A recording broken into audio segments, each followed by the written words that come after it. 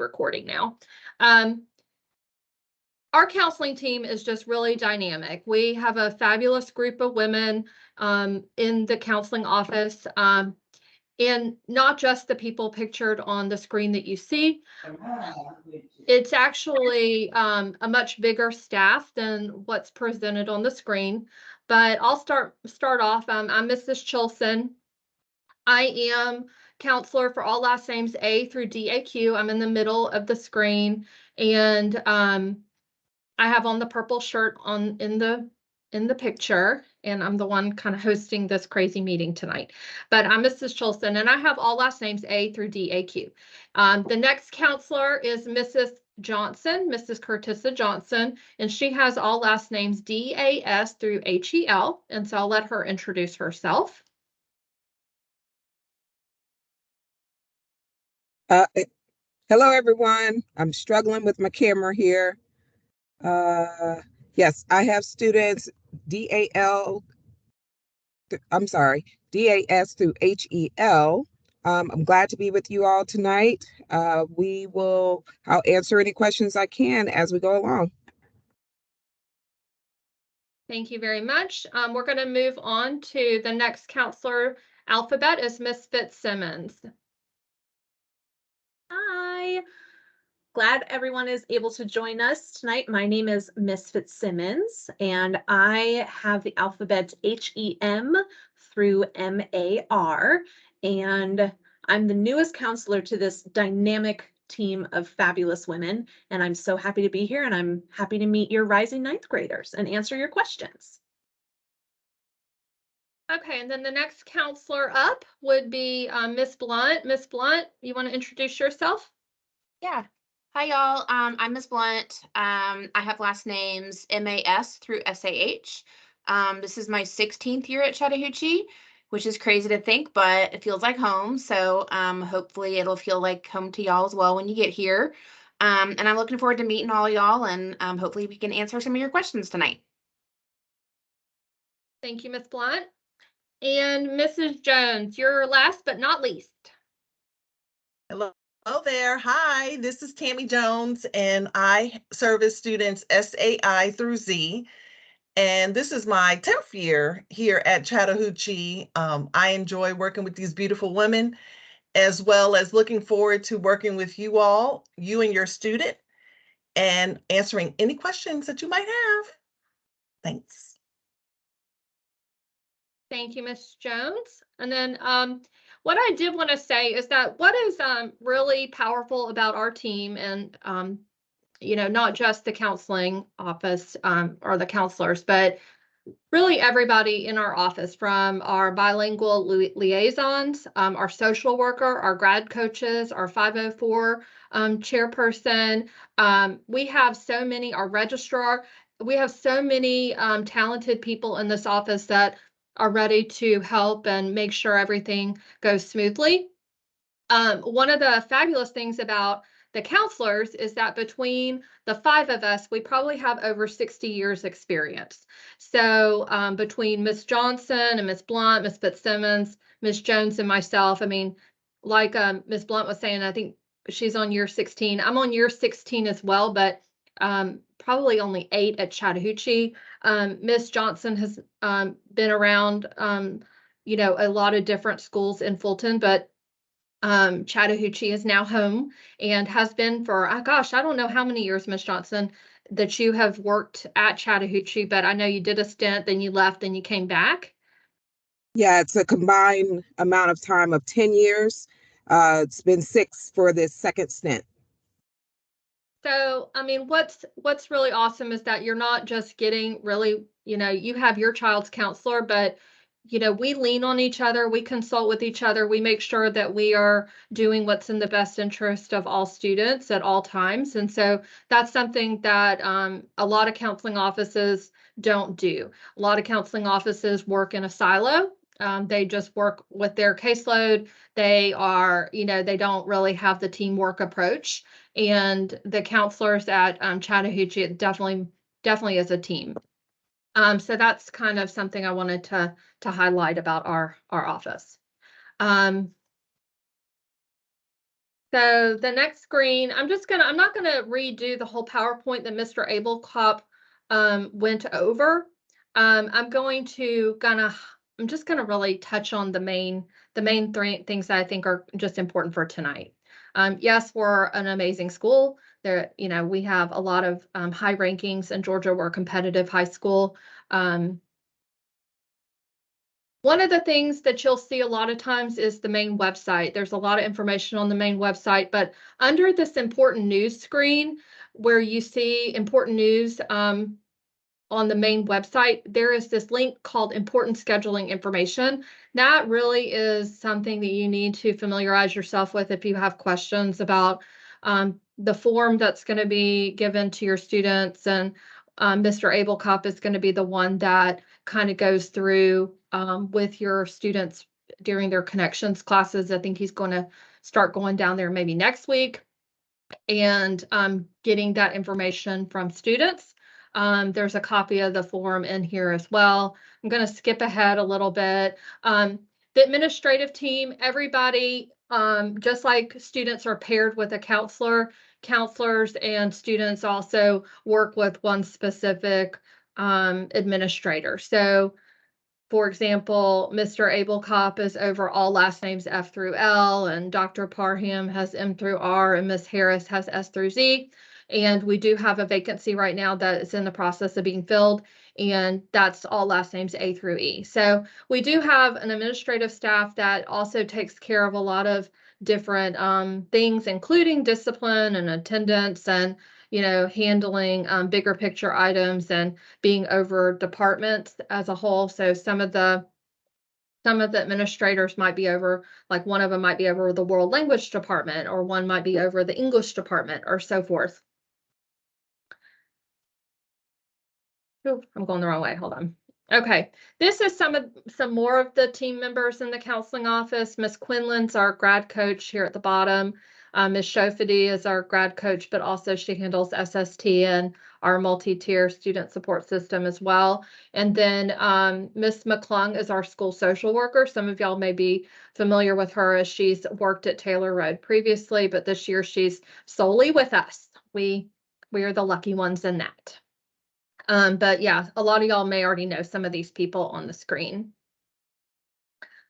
Just some highlights. We have 7 periods a day. One of the periods is going to be lunch. We do have a chat time at the end of second period, sort of like a study hall. It's kind of a catch-all if we need to hand things out, or we need to have an assembly, or we need to, get something taken care of. We try to do that during chat time so we don't interrupt the academic day. We have progress reports every 4.5 weeks, and final grades are posted at the end of the semester. Talking about bell schedule, like it shows on here, we have a first period. School does start at 8:20. It ends at 3:30.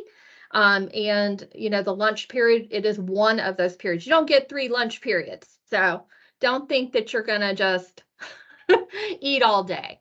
If you have lunch third, that means you're gonna have a class fourth and fifth. If you have lunch fourth, you're going to have a class third and fifth. So, you only get 1 period for lunch. But I will say at Chattahoochee, the lunch periods are long. So you usually get around 50-something minutes for lunch, close to an hour, which I think all the counselors agree would be more than we get. So, a lot of students, spend that time trying to catch up on work or get something done in the media center. Or some students go outside and play soccer in the parking lot. So there's a designated space that students have to be, but there is a lot more freedom, I would say, at Chattahoochee than some of the other schools. Let's talk about the grading scale real fast. That's the grading scale that's posted. An A is a 90 to 100, a B 80 to 89, a C 70, 79, and anything below a 70 is going to be an F on the transcript.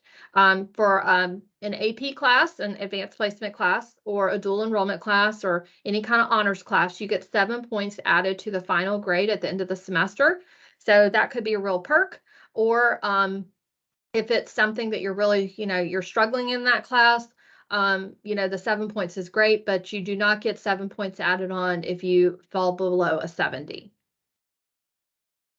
A lot of grading questions. There's a lot of information on the main website about the grading policy and how that all kind of works together. This is an important point right here because in high school, it really comes down to earning credit. And we tried to stress this at our the tour day where the students came last week and had a tour. We talked about how in middle school, things are typically averaged together. And so if a semester one was a 60 and a semester two was an 80, that final grade for student would be a 70, which would be, passing the class. But in high school, each semester is independent and they are not averaged together. So a student, if you don't pass one of the semesters, you do have to retake that class for graduation. So, not only does your counselor try to keep up with credits, but we expect students and parents to also kind of know where they stand so that if you do need to sign up for summer school or you are offered an opportunity for credit recovery, you take advantage of those situations. The credits that you do need to have to graduate are listed here. You do need 23 credits. Something that comes up often is whether or not a world language is required. World language is not required for graduation, but you do need language if you intend to start at a 4-year institution, pretty much anywhere in America. And some colleges prefer a 3rd or a 4th year, depending on how competitive the school admissions process looks like. So that's a personal choice for every student to make. You can graduate without it, but you're going to be limiting your options if you don't have it. This is what a grad status report looks like. There's one on the counseling webpage. So students can kind of keep track of their credits and where they stand. Each of the boxes on the screen is a half credit. So as you can see up here for 9th grade Lit semester 1, that is the fall semester of English. And then there's a spring semester of English. If you are coming in to high school with any credits from middle school, then those two would be counted as part of your 23. So for example, if you took Spanish 1 or art or intro to digital technology or anything like that at the middle school and you earn credit and you accept the credit, then that would be part of your high school plan. One of the big things to know is balance, and I think all of us could speak to this, is just the importance of making sure that you don't overdo it, that you allow yourself some grace, especially this first year, because the thing about high school, like I said, is about credits and about your transcript. And if you really struggle in classes, then that's really your first your first grades that are going to go on your transcript. So you want to make sure that you don't overdo it. And I know I have a lot of students who are like, I want to take this class and I want to do this AP and I want to do this AP and I want to do this honors class and all of that. And that's all well and good. But then you get in and you find out it's a lot more work than what you were used to at the middle school. And we want to make sure our students are happy and healthy and that they, have good balance in their lives, not just academic balance, but a social life and getting enough sleep at night and have time to have, fun outside of just coming to class and, being nailed down all day and then having to go home and you're just doing homework till 2 o'clock in the morning. We don't want that. We want everybody to have some work-life balance, okay? The form that you will get, or what students are going to get, and this is a copy on the scheduling documents on that scheduling website that I showed you. It looks like this. Your teachers are making recommendations. So all the students' teachers are making the academic recommendations. Those are pretty much set unless you have a conversation with that teacher. The teacher would need to be the one to make the change. Mr. Abelkop is going down to the connections classes, I think either later this week or next week, and getting elective preferences. So those elective preferences will need to come from the sheet that is provided. So the electives that 9th graders can choose from are on this page right here. And we want to make sure that you have a lot of preferences in place because as you can see, English, your health class, your math, your science, and your social studies, it may be that right there, it might be 6 classes if you do language, for example, or 5 classes if you include your language. So you want to make sure you give some choices of things that you think you might be willing to do or might want to do, so that we have some things to choose from, because not every class is offered every period. Not every, for example, engineering, it might be only 6th and 7th period. And if that conflicts with something else that you've requested, then it might be that you're not going to get engineering. Your priority items are your core classes, and then the electives are truly that. They are just electives, and we can put you in a different elective even if you didn't ask for it, just because that's the space that we have. So it's so important that you list your choices accordingly, so that when we end up doing the actual master schedule, that we have enough sections to be devoted to things. Because, scheduling is it's tricky. So we'll come back to that in a minute. So right here were some of the important dates. The 8th through the 17th, that is when Mr. Abelkop is going to be visiting connections classes, and that's when students are going to be expected to turn in that scheduling form. And it would be great if you could tell your students to take a picture of the form before they turn it in, or y'all go over it prior to the student turning it in, because that's pretty much going to be set. I'm trying to think what other big things are on here. I know that there's a lot of students and parents that may have questions about a lot of these things, and we want to make sure that we're answering everything. The screen in front of you is a typical 9th grade schedule. When I say typical, it is not that first period is going to be English and second period is going to be biology, and that all 9th graders are going to have lunch 4th period. Okay, so when you see the screen, this is just some scheduling situations that may happen. The thing to know, though, is that there is not an on-level schedule and an honor schedule. Students may have a mix of classes. They may have on-level English, but then they're doing honors biology. It could be a mix and match approach depending on your strengths and things that you wanted to focus on. One thing I do want to highlight here is you can see that American Government and Health, those are 9th grade classes. They are each 1 semester. If a student opts to do AP Government, or they were recommended to do AP Government, that is a full year class that then the student's not getting health. And in that case, health would need to be done outside of school or scheduled for a different year or done the summer before. But that is like one of the things that you have to make sure you plan for your graduation requirements, because health is a graduation requirement. Now, AP Human Geography, say a student opts to take AP Human Geography, that too is a full year class, but AP Human Geography is not one of the required social studies courses that meets grad requirements. That is truly a social studies academic elective. So if you do AP Human, we're now missing government and health. So you need to plan for how you're going to make those up, or how you're going to get those classes completed, if that's going to be done over the summer, or kind of what that plan looks like.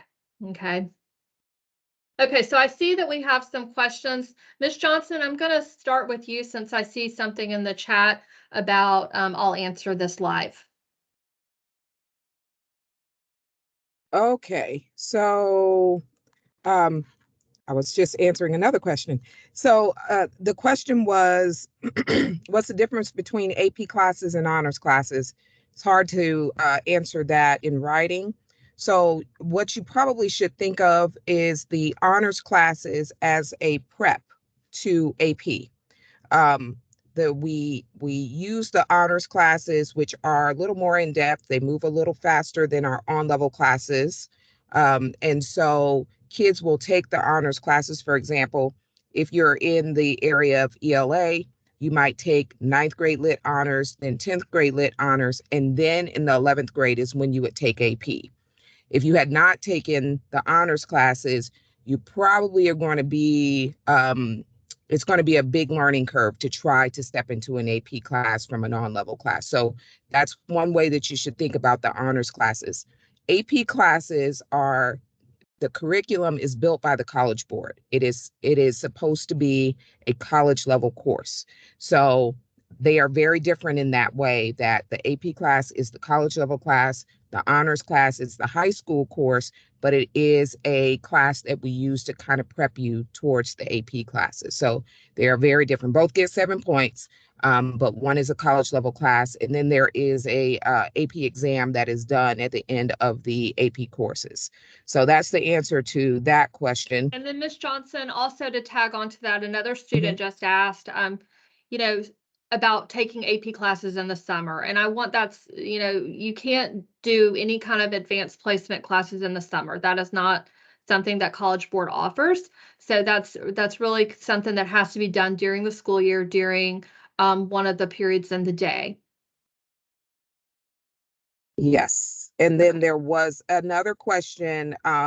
Someone was asking about summer school classes. So I want to be clear about summer school. Your summer school registration will still happen at the middle school. The summer school is run by the district. What offerings they're going to have, the district will decide. So someone was asking, can I take physical science over the summer?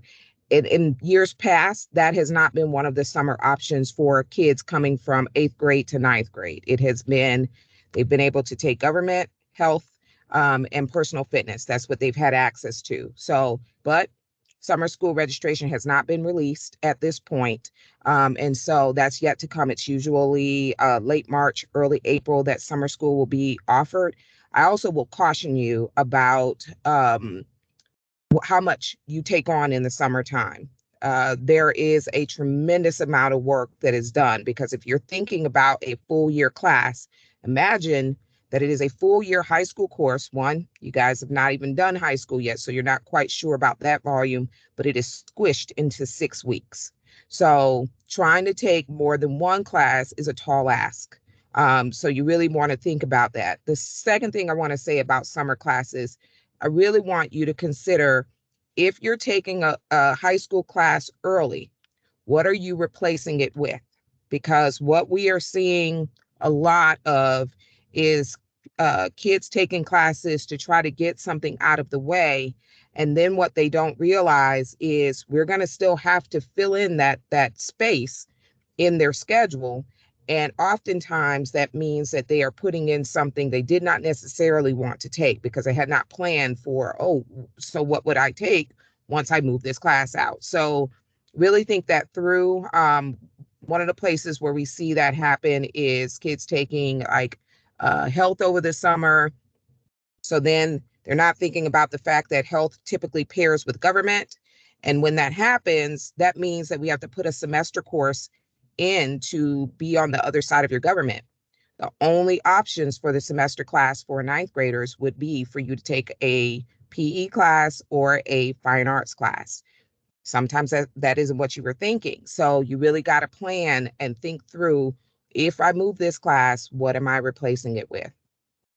Okay, Yeah. that's all I had, Ms. Chilson. Okay, Ms. Blunt, I know you're answering some questions in the chat. Is there anything you want to touch on? Well, Ms. Johnson added that the thing that I was going to add about the physical science, that historically the district has limited what students can take in the summer as a rising ninth grader. So Ms. Johnson already touched on that.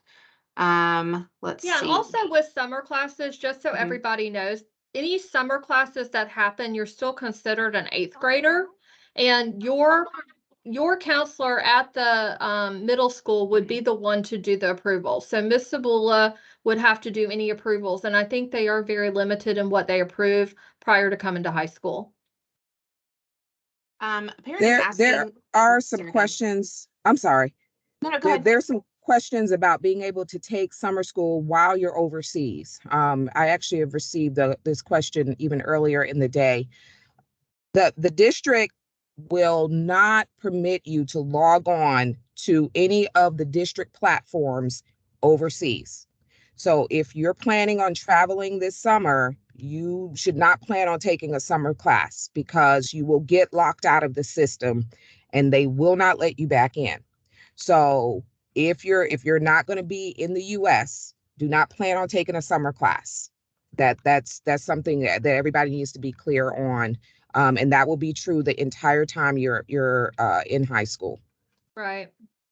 Okay, Ms. Blunt, what you were about to say? Yeah, it looks like a parent was asking, is the middle school course recommendation something that cannot be, quote, challenged? And I'm honestly not sure about the process that Mr. Abelkop has worked out with the middle school, and how students or parents can request a change for that. That might be something he's handling.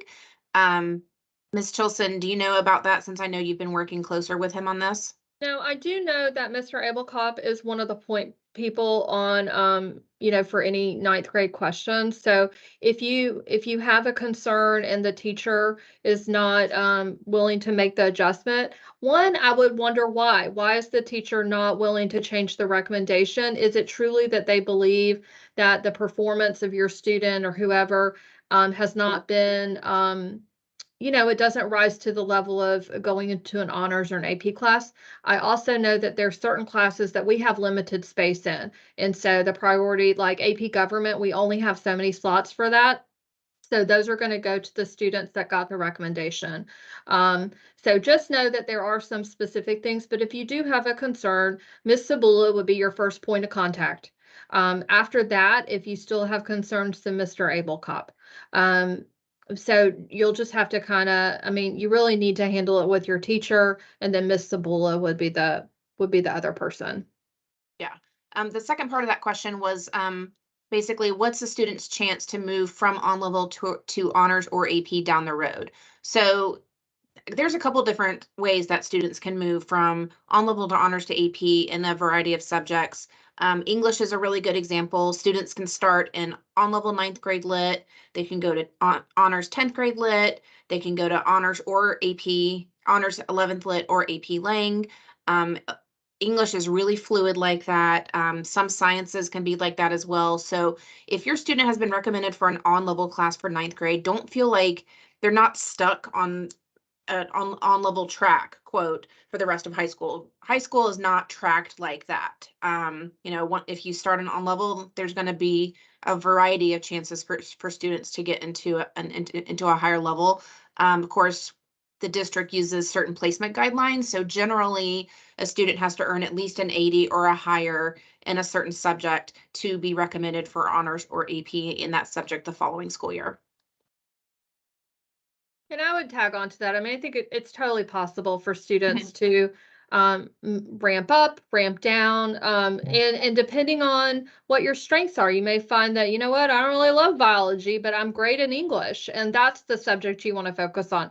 So, high school is very different than how they do scheduling at the middle school, where I do feel like it's very, core cohort-esque, like all the tag kids stay together and all the on-level kids stay together. It's really not like that in high school at all. Students kind of mix and match their preferences based on skill level. Miss Johnson, were you going to add on to that? Yeah, I think you kind of hit it. Just I wanted to reiterate that just like a student can move up, a student can move down. And it will be year to year based off performance. So even if you have a tag student, some of our gifted kids are not our best students. So it will be based off performance as to whether or not whether or not you will be recommended for an honors class or an AP class. So I just want everyone to bear that in mind. If the student starts in an AP class or the student starts in an honors class, the next year they may be on level if they are not able to perform well in that class, which is best, right? Because we want kids to be in classes where they can perform well. We don't want to have kids in classes where they're struggling, because it is very high risk in high school. The GPA really matters, and that's a big difference between middle school and high school. So we really want to strike that good balance, like Ms. Chilson was talking about earlier in the presentation, to make sure that our kids are successful and are able to successfully matriculate to college. And that's a huge thing. I mean, it is really, we need students to earn their credits. It comes down to credits. And if you're not passing classes, you're not earning credit. And we need you to graduate on time. Our goal is to get you out of here in 4 years. And so that can't happen if you just want to try out all the APs and then you don't earn any of the credit. That does us no good. So, and it doesn't do your student any good, because, you know, I often get this question. I know you guys in the office get this as well, but student really wants to go to really competitive college, whatever, say the name, it doesn't even matter. Pick a college. And they're like, well, I have to take all these APs to get there. And the reality is that you could do all the APs and still not get into that school. You could also do all the APs and you haven't had the balance that you needed. So you made C's in all those APs. Getting C's in all of those APs isn't going to get you into that college either. So it's really a fine line between rigor. Rigor is great, but you have to balance it with grades. If you don't have the grades, you really should not be doing that amount of rigor. It has to be a balancing act. And I think we've all had that question. I had a student one year that was all about wanting to take all these APs because they wanted to go to, I can't remember the college, this was years ago. And they made C's in all of their APs. Yeah, they passed the class, but they didn't get into the colleges that they wanted to because they did not have the grades. When you're going up against a real competitive class, and everybody applying to that school is going to have all the same things that you have, if not more. You've got to have the grades to go along with it. So that's my soapbox. And hopefully, you just got to learn to have some balance. You just can't do it all. Okay, Ms. Blunt. The thing I would tag onto that as well is not just thinking about the future and what college we're going to. We want our students to have good balance of mental health. We don't want our kids taking 6 AP classes, regardless of where they want to go to college. We don't want our kids taking 6 AP classes, getting C's, getting F's, staying up till 2 o'clock in the morning, not getting enough sleep, not taking care of themselves. Thank you for whoever's clapping. That's more important to us, that our students' health and mental health and well-being, and them not being so stressed to the point where they're gonna get to a breaking point. That's more important than anything. So please do not push AP just for the sake of AP. Yeah. Okay. So since we're on soapboxes, I'll get on mine and I'll just give you my rule of thumb. You should take the most difficult class you can handle well. That is the qualifier. If you are going to barely get through that class, it's the wrong move. It's going to hurt you in the end. If it's going to make you stay up late at night, it's only going to get harder. So then you're in the wrong place. So it is the most difficult class you can handle well. And if that's on level, then that's where you should be, because then you have a chance of getting a higher grade, which will serve you better with the GPA than being in an AP class and getting a lower grade, because colleges that want AP classes also want high GPA. So if you cannot get the GPA with the higher class, you're better to take the lower class for the higher GPA. You will get more out of that situation than the rigor. All right, I'll get off my box now. I'm going to steal that line, Ms. Johnson. I know, go ahead. Go ahead, Ms. Jones. Ms. Chilson, a lot of people are asking about languages. Like this one says, does Spanish 1 on-level classes for students who never studied Spanish? Yes. My student studied French all her middle school, but now wants to switch. Totally fine. Yes, totally fine.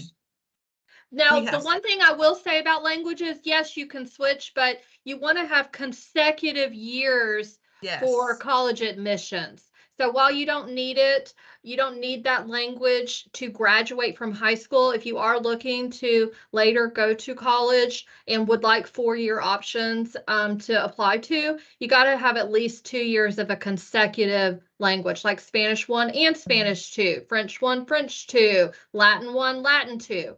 Those are the ones that we offer in-house. We offer languages all the way through the AP level, but you do have to start with the first one. You have to meet that prerequisite. So you want to make sure you're taking what's best. And one thing that you do have the option to do, say you've been sitting in a class for high school credit down at the middle school, and it's not going so hot. You're taking Spanish 1 at the, and trying to get that high school credit for Spanish 1 at Taylor Road, and it's not going well. Do not accept the credit. You can always redo it next year. That is the only year you can decline credit. Once you get to high school and you're in our building, there is no such thing as declining credit. You are stuck with whatever grades you get. So it's a kind of a special perk for Fulton County students to be able to decline credit, because other counties may not do that. But Fulton County does allow, if you're trying to earn high school credit and you don't like that grade and you want to repeat it, decline the credit so that you have the option to redo in 9th grade. Any other questions y'all are looking at? Yeah, Um, let me Go ahead. mention Okay. this one about core content and world language. And I kind of want to say this because I think sometimes we mix some terms and it creates a little confusion. World language is not an elective class. That is a core class. Correct. We use the elective slot to put the world language just so that people can wrap their heads around it, because you do not have to take world language. So it is in the elective slot when we are just thinking about filling up the schedule. But when we are talking about what's a core class and what's not a core class, math, English, science, social studies, and world language, those are your core classes. When colleges are typically doing a GPA conversion, world language will be included. When Hope is doing your average, world language will be included. So I want to be sure that I'm clear about that. World language is a core content class, not really an elective, meaning that it's a class that won't typically be averaged into a GPA that a college looks at. It is only elective in that you do not have to choose to take world language. Okay. Next question, Deborah. What is summer school registration process? What does it look like, and where can they find the links? So summer school registration is done fully online. I believe Ms. Johnson shared earlier that once the district releases the open dates and the registration portal and everything, that information will be sent out from your school. So you would be getting emails from Taylor Road about summer school registration. Again, historically, the district has limited current 8th graders, rising 9th graders, to only take personal fitness, health, and American government. So, for example, the parent that was asking earlier about taking physical science over the summer, I'd be willing to bet that's probably not going to be an option. But again, even if it was an option, I don't think we'd recommend that. That's just 36 weeks of material crammed into 6 is 6 hours a day of work online. That's not the way we want our kids spending their summer. So we don't have any links just yet. That portal will open, whenever the district decides.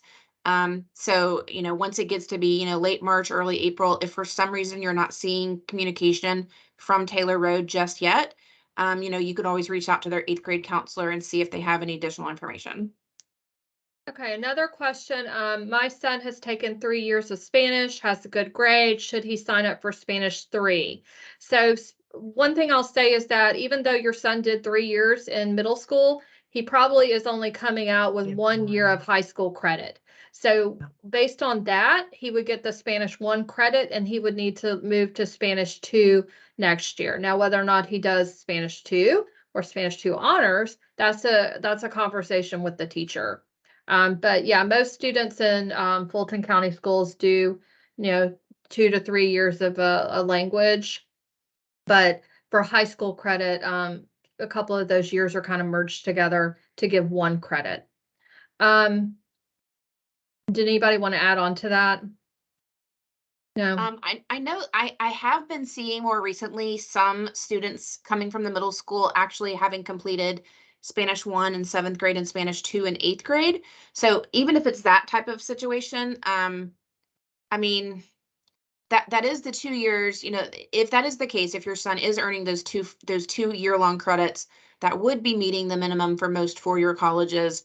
However, there are, like, you know, like we've said, some schools do like to see 3 years. So if he's doing well, if he's enjoying it, I would say go through year 3 in 9th I would grade. keep at it as long as, I Mhm. mean, if he's doing well and wants to even go all the way through AP, I mean, I think Yeah. that's awesome to be able to get, it just makes you a better candidate because you're bilingual. I mean, that to me is an amazing thing to be able to speak a second language fluently.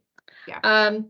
Moving on, Do you it see the says, question well, about ASP? okay, you answer or somebody Okay. else answer that one. I can.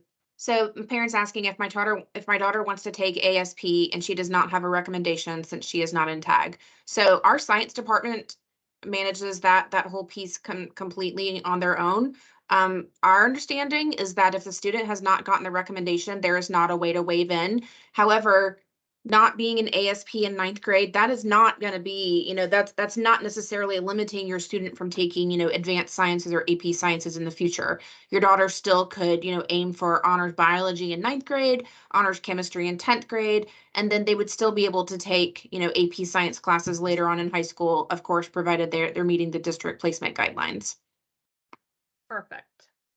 We already answered the thing about the world languages. Can a student switch from percussion to marching band? Yes, they absolutely can switch around whatever electives, and even from year to year. I mean, a student could do art one year and then the next year just fall in love with engineering. So you just don't know, you know, what the path may look like. Lots of students take a different turn based on interests or a career path or just a love for a different subject. Can I tag on to that Yes. marching band one? I want Yeah. to make sure I say that marching band is actually a extracurricular activity. There are kids that are in band in our concert band, and they are not a part of the marching band program. So if you specifically mean marching band, that's something that you elect to do, like playing basketball or football. If you Perfect. mean that you want the child to switch from band and specifically do percussion, or your child's been in percussion and you want them to switch instruments, that's just something that you would talk to the band director about. So certainly they can switch electives and not take band at all. That's something that you can do with the sign up. But if you are talking about switching instruments, you would talk to the director. If you want to do marching band, which is in addition to doing concert band, then that's something you would elect to do and sign up for. Usually the kickoff is band camp. Okay, so I'm gonna go back to a different screen here if I can find out where it is. Hold on. Sorry, I'm jumping around here.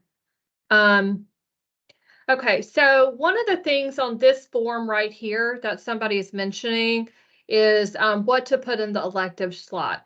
The thing to know, and I'm going to turn my camera on just so you can see my hands, and then I'm going to count them out. But basically, one class is going to be English, one class will be your math, one class is going to be science, social studies and health are a half credit. If you choose to do a world language, that's going to be your 5th class, okay?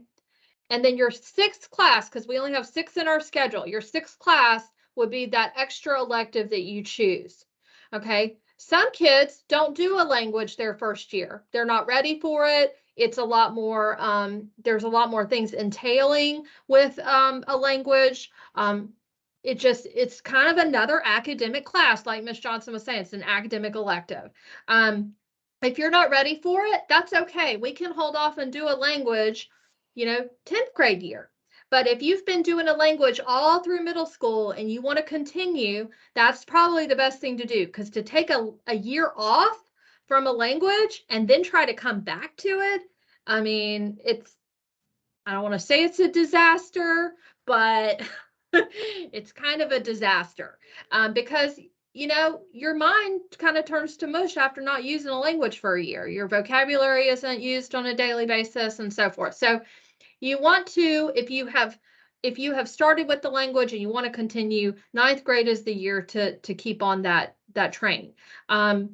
But if you want to switch languages or you want to hold off or whatever, or if it hasn't gone well in middle school and you want a year off from it and you want to pick up and start another language, 10th grade year, that's okay too. So just know that, you're picking classes up here, and then in your elective preferences, language would be one of them. And then another one would be, something else like marketing principles or intro to graphics and design, or maybe you're really into set design. I don't know if you came to see the show last week, all the design and the costumes and the lighting and everything. That's technical theater. That's the behind the scenes stuff.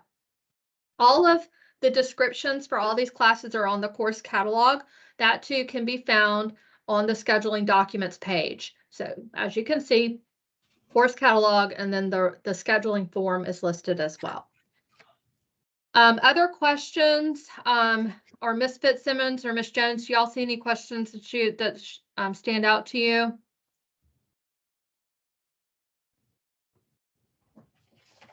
One thing I see, what happens if a student fails an AP exam? The exams are just in May. That does not affect your overall grade. And no, you do not have to retake the class. But usually there is a practice exam that does count as part of the grade, but that's teacher created, teacher driven. They do some practice stuff throughout the year. One parent asked, can her son take Chinese virtually like middle school? Yes. Yes. Ms. So Johnson? kids can take a total of 3 online classes, whatever is available online. The Fulton Virtual, well, I'm not so sure that they have released what's going to be offered in the fall. I'd hate to say, oh yeah, it's definitely going to be there, because we don't really know. Fulton Virtual runs itself, and they have to have the instructors to be able to offer the course. But kids have up to 3 online classes that they are allowed to take. If a middle school student wants to take online, I'm glad that this is coming up, because I will send some online contracts down to Ms. Sabula, so that you all have them available to you if you want to go ahead and get your kids signed up for an online class. You will have It's also, up to there 3. is one posted to the scheduling website as well. Oh, But okay, it would right. need to get turned into Ms. Sabula. You Yes. have to turn them in to the middle school, because middle school will handle all of the registration for the rising 9th grade students in conjunction with Mr. Abelcop, so that we can kind of keep things clean. And then they will get them to us. Okay, one of the questions is the courses in middle school counted as high school credit. If they're accepted, how about GPA? Are they counted to high school GPA as well? Yes, anything that you choose to accept, should you choose to accept it, it will land on your transcript, and it does count towards your cumulative numeric average. However, as you'll find out later, in 10th grade, 11th grade, 12th grade, there are lots of different kinds of GPAs and how things get calculated, and that's not a conversation I really want to have right now. So I am going to say that yes, it does count towards the GPA on your high school transcript. Okay, so it is part of that calculation. Any other big questions y'all see? My son's if he's doing Spanish 1 right now, you would put Spanish 2 on the form. If you're currently in a class, I'd be willing to bet that your teacher may have made the recommendation of whether or not it should be honors or not. Yes. And I think that your portal will be open soon for you to see all the recommendations, probably within the next couple of days. So you can go into your Infinite Campus portal and see what teachers have actually recommended. Looks like the personal fitness waiver, like, is there any credit for being part of the school soccer team? Yeah, and what I go was, Ms. Jones, what I was going to say is that the personal fitness waiver has really changed a lot within the last, I don't know, 6 months, right? I Yeah. think we could all agree. So Personal fitness is kind of one of those things I do not recommend a student paying to do it over the summer at this point, because there's going to be so many opportunities for a student to get that personal fitness waiver completed. The waiver does not give credit. It does not give credit. It just means you met the standard for graduation. So you would have to eventually take something in place of it.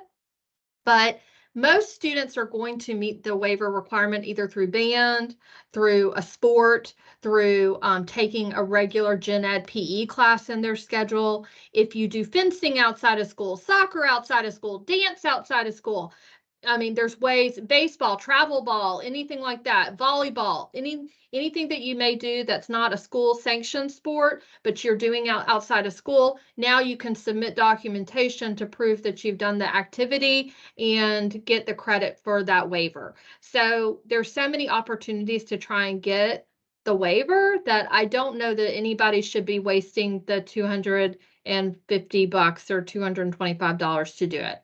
What do y'all think? I I would agree. say go to the bottom of our school's website, look for the Running Man. That's what I'd say. Look for the Running Man, and then you can actually read the personal fitness waiver. So you will be able to see if your child's situation would meet the eligibility criteria Yeah. for the personal fitness waiver. It's already there for you to be able to read it. But the other thing about personal fitness for us is that it isn't even something we would even try to put in a schedule until senior year, because it's usually going to be paired with economics. And, that means that we have a lot of time to figure out, are you going to do a sport during school? Are you going to be part of the marching band? Are you going to meet the requirements some way or other? I don't know that this is the summer to add on a personal fitness at this point. That's just my personal opinion on it. It seems Well, like like you were saying earlier, Miss Chilson, you could be taking an art class and then suddenly you fall in love with engineering. So students' interests can change easily over time. And so it's possible that, maybe your rising ninth grader is like, no, I'm not into sports. I don't want to do that. But then in 10th grade, they're like, you know what? I want to join the track team. I want to join the cross country team. There you go. So that's a way to, participate in a sport for a season that would meet the personal fitness waiver. But then you've already paid $225 for PFIT. So I don't think it makes sense. We can all agree, because we all work with teenagers and we love them dearly, but they change their minds a lot. They decide that one day they want to go into wrestling and the next day they're gonna join the band. So it just is one of those things that, kids are fickle, and it doesn't have to be decided in this moment on whether or not to sign up for a summer class for personal fitness. Let's see. I see a parent asking about taking a career tech class over the summer.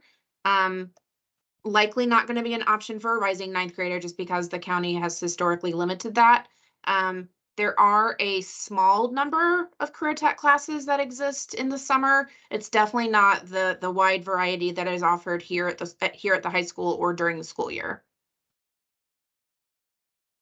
There's also a question here about the math. I guess I think it's a good question for everyone.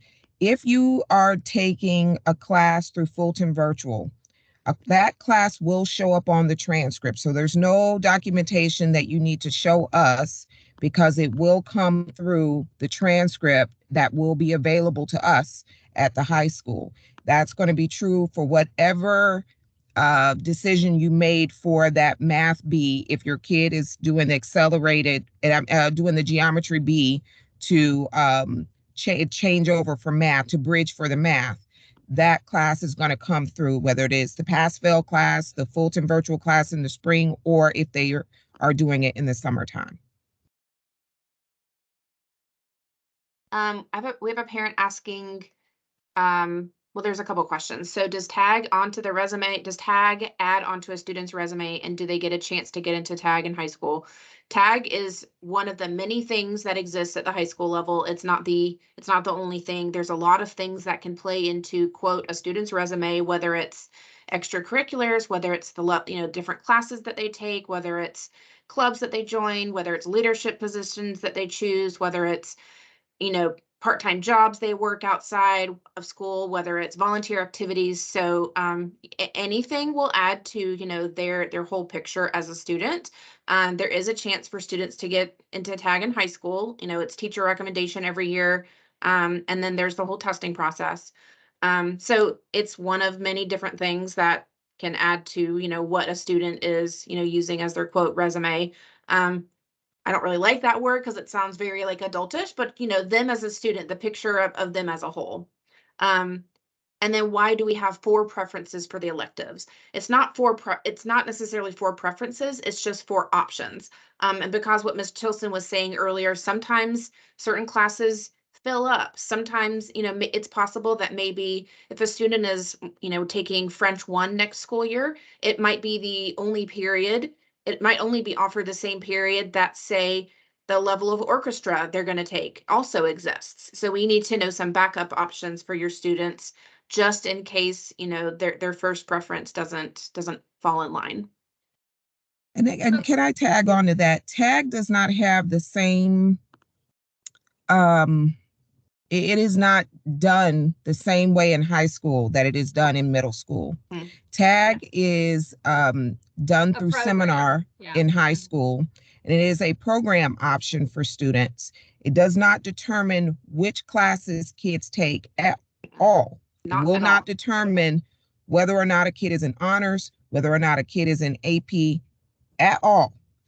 What it will allow is those kids that are tag identified, they will have an opportunity to do some seminars, and then there is internship opportunity as well as directed studies that kids can take. But there's some additional opportunities for kids that are not tagged to now be able to do some directed studies.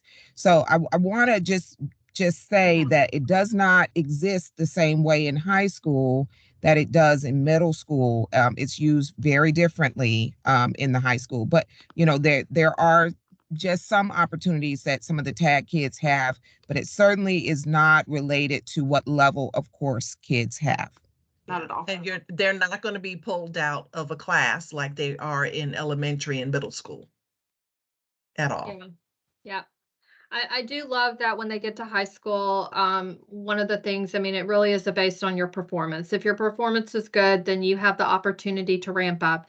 If you aren't doing well, then you may need to ramp down.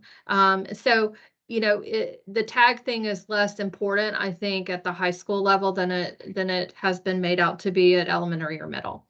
We only have a minute or 2 left. I know that y'all have a gazillion questions, and we've tried to hit on the highlights. If you never watched the recording that Mr. Abelkop did, he did an excellent job of explaining everything because there's a lot more in this presentation that was pre-recorded, and it's posted, or it was sent out, I think, in an email. But I think it's posted as well, the recording for the Rising Ninth Night. Just a couple more things. One person asked me to repeat the classes that are going to go in a schedule. You're going to have your English, your English, whatever that might be. You're going to have a science. You're going to have your math. You're going to have your social studies and health. And you're going to have possibly a world language. If not world language, then an elective. And then you have room for one more elective. So those are the main classes that you're going to need to focus on. One thing is if your student is part of a sports team, that is not an elective. That is an after-school responsibility or commitment. It is not a course that you're going to be earning for credit. When everything goes in a schedule, it is for credit. Every one of these classes, when you have 6 classes, you can potentially earn a half credit each. So for each semester, you can earn 3 credits. And so for the year, it would be 6. So for the whole year, you can earn up to 6 credits. And, you know, to be on track to be a 10th grader, next year, you need a certain amount of credits. So please make sure that you're keeping up with your credits because that's going to be the promotion process at the end of the year. And to be a sophomore, what's our magic number, ladies? How many do you have to have? 5. 5. You got to have 5 credits to be a sophomore. And, you know, then to be, you know, considered a junior, you got to have 11. 11. And to be a senior, you have to have 17. 17. 17. 17 to be a senior. So that does not mean if you hit 17 in your 10th grade year that we promote you to senior. We do not. You are with No, a we do not. cohort. No, we do not. But these awesome women, I just love them. They are I consider second family, and we work very well together in this office, and we are here to help you. But please know that a lot of information is on the website. You do need to ask Ms. Sabula questions. If you have any questions, please do not come to us at this point. We do not take you under our wing until August. At that point, we are considered your counselor. And if your question's not being answered and you need somebody else, Mr. Abelkop, the administrator here at Chattahoochee, would be your next stop. But for now, Ms. Sabula is your go-to person if you need anything. We have enjoyed spending this evening with you. We all have commitments and things going on, but I'm just thrilled that y'all are going to be joining us next year. And if you have any last burning questions, Miss Sabula is your person. Anything else y'all want to add, ladies? We've enjoyed hanging out with you guys tonight. I do want to just say, because I see some questions about where the academic plan is. Oh yeah. For you to be able to see the courses, you do have to log in. Your student has to log in. As the parent, you won't be able to see it on your side. It has to be the student's portal that you are in. And then it could be that you have to go down to more to see the academic plan if you don't see it on the front page. But it will be on that left-hand option column. Okay, that was an excellent point, Ms. Johnson. Okay, am I missing anything else? Thank y'all all for coming out tonight. We're going to end the meeting. This recording will be posted. I'm going to hand it off to Mr. Abelkop probably later this week to get posted, but everything is on that scheduling information website. So thank you all. Good night. Thanks, y'all. Good night.